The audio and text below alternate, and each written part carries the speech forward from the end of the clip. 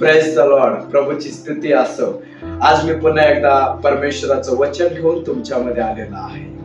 माझ्या प्रियानो, जगामध्ये आपण पाहतो की जो तो परमेश्वराला शोधत आहे.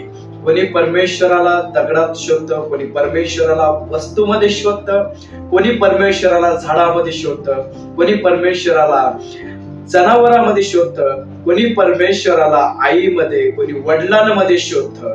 काही जण परमेश्वराला गर्दीमध्ये शोधतायत, काही जण परमेश्वराला चमत्कारामध्ये शोधतायत. पण माझ्या प्रियांनो, आज मला तुम्हाला वचनातून सांगायचं आहे. लूक शुभवर्तमान 19 अध्याय या ठिकाणी एका व्यक्तीचं उदाहरण आहे.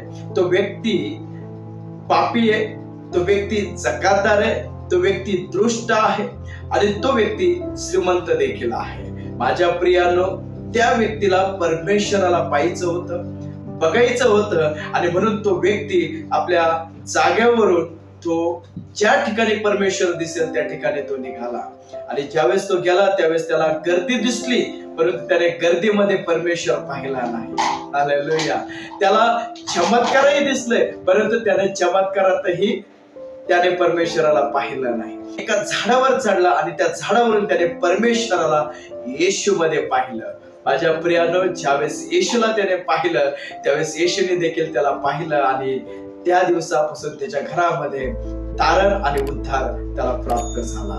येशू देखील योहान शुभवर्तमान 10:30 मध्ये म्हणतो, ज्याने मला पाहिलं त्याने माझ्या पित्याला पाहिलं. प्रियांनो, तुम्हाला परमेश्वर बघायचं असेल तर येशू मध्ये पहा. आमेन. Praise the Lord.